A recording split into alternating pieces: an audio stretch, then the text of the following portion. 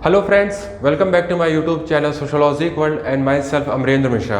आज का हमारा लेक्चर का टॉपिक रहेगा सरप्लस वैल्यू यानी कि अधिशेष मूल्य या अतिरिक्त मूल्य। तो बिना समय गंवाए आज के अपनी इस लेक्चर 9 की वीडियो को हम शुरू करते हैं।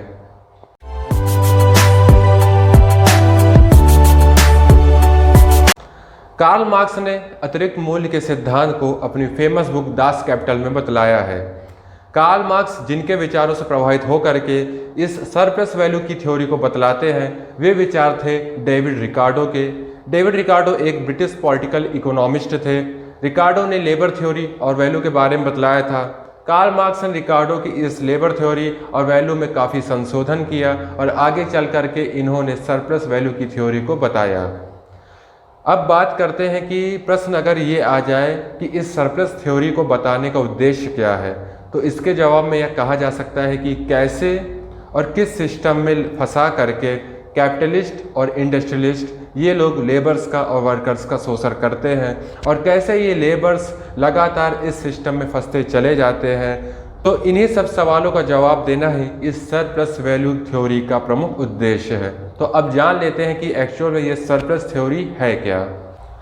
कार्ल मार्क्स मूल्य बराबर मजदूरी इस फॉर्मूले को लेकर के चलते हैं और यह कहते हैं कि किसी भी वस्तु का मूल्य उतना होता है जितनी कि उसके ऊपर मजदूरी लगी होती है, यानी कि जितनी मजदूरी लगती है किसी चीज़ को बनाने में उतना ही उसका मूल्य होना चाहिए, ऐसा मार्क्स कहते हैं। पर वैल्यू डिसाइड करती है पूंजीपति और वो लेबर्स को काफ़ी कम मजदूरी देती है और खुद ही सारी वैल्यू को वो रख लेता है, यानी लेबर्स को वो जो है जितना उसको मूल्य मिलना चाहिए उतना पूंजीपति उसको मूल्य नहीं देता है और खुद ही सारा मूल्य रख लेता है।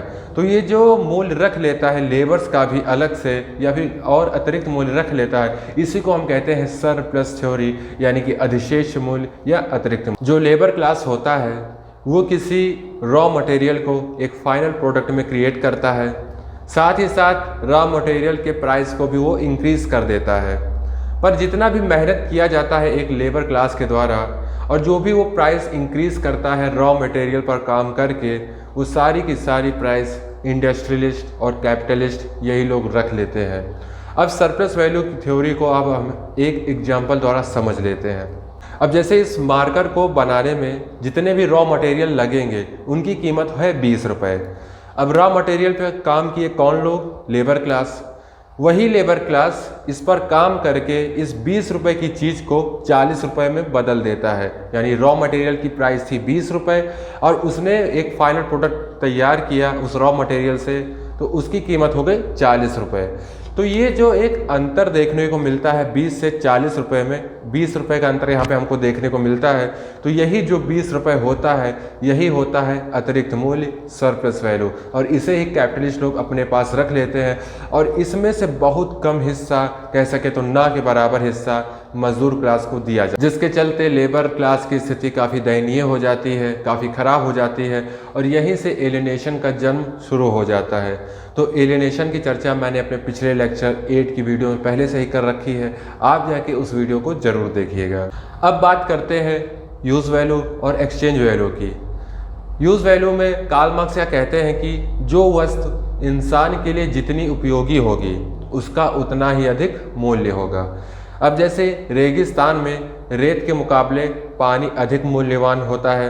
क्यों? क्योंकि जो पानी होता है वो इंसान के लिए काफ़ी मूल्यवान होता है, काफ़ी ज़रूरी होता है, तो वहाँ पर पानी की मूल्य काफ़ी ज़्यादा हो जाए। सो यूज वैल्यू का मीनिंग ये हुआ कि जो वस्तु जितनी उपयोगी होगी उसका उतना ही अधिक मूल्य होगा as compare to other object. अब बात करते हैं एक्सचेंज वैल्यू की। इसमें क्या होता है कि मान लीजिए एक मूर्तिकार मूर्ति बनाता है, तो उस मूर्ति को बनाने के लिए सबसे पहले वो पत्थर को तराशेगा और फिर उसे बनाएगा। तो इस तराशने और बनाने में अगर उसका खर्चा आता है 500 रुपये, तो आप भी उससे 500 रुपये में उस चीज़ को खरीदो और करेक्ट 500 रुपये में ही उस प्रोडक्ट की प्राइस रखो बेचने के लिए। इससे क्या होगा कि जो वर्कर्स लेबर जिस चीज़ को बनाएंगे वो इस चीज़ को खरीद भी सकेंगे, क्योंकि उसकी वैल्यू थी बनाने की और तराशने की 500 रुपये और आपने प्राइस रखा है बेचने के लिए 500 रुपये, तो वो उस चीज़ को खरीद भी सकता है। देखिए कार्ल मार्क्स क्या बोलते हैं, मूल्य बराबर मजदूरी, यानी कि जितनी वस्तु को बनाने में मजदूरी लगी हो उसका उतना ही मूल्य रखना चाहिए। अगर मजदूरी बनाने में लगती है 500 रुपये तो उसका मूल्य भी 500 रुपये रखना चाहिए, ऐसा कार्ल मार्क्स कहते हैं। ऐसा क्यों कहते हैं वे कि अगर आप जो वैल्यू है उसको सेम रखोगे तो ये जो लेबर्स और वर्कर्स जिस चीज़ को बना रहे हैं उनके अंदर उतनी कैपेबिलिटी हो जाएगी कि वो उस चीज़ को खरीद सकते हैं जिस चीज़ को वो बना रहे हैं। लेकिन होता क्या है, इसका बिल्कुल उल्टा ही, यानी जो कार्ल मार्क्स कहते हैं मूल्य बराबर मजदूरी होना चाहिए, ऐसा नहीं होता, बिल्कुल इसका उल्टा होता है।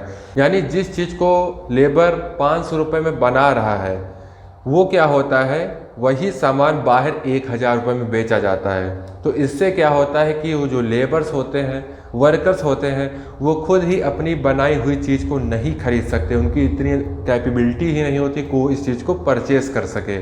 अगर मार्क्स के इस फार्मूले को अपना लिया गया, मूल्य बराबर मजदूरी, यानी कि जितनी मजदूरी लगती है उस वस्तु को बनाने में उतना ही उसका मूल्य रखा जाए, तब वो वर्कर्स लेबर्स अपनी बनाई हुई चीज़ को भी परचेस कर सकते हैं। सो आई होप गाइस आज का आपको ये वीडियो पसंद आया होगा। आज के लेक्चर में केवल इतना ही। आई थिंक मार्क्स का हमने इम्पॉर्टेंट कॉन्सेप्ट लगभग से कवर कर लिया है। अगर कोई कॉन्सेप्ट छूट रहा है तो आप कमेंट बॉक्स में कमेंट करके ज़रूर बताइएगा, नहीं तो अब हम कुछ नया ट्राई करते हैं, किसी नए टॉपिक को अब हम पकड़ते हैं। तो सो आज के लिए इतना ही। अगर आपको आज का वीडियो पसंद आया तो प्लीज़ लाइक करिएगा, शेयर करिएगा, कमेंट बॉक्स में कमेंट करके ज़रूर बताइए आज का आपको ये वीडियो कैसा लगा। देखने के लिए धन्यवाद, शुक्रिया।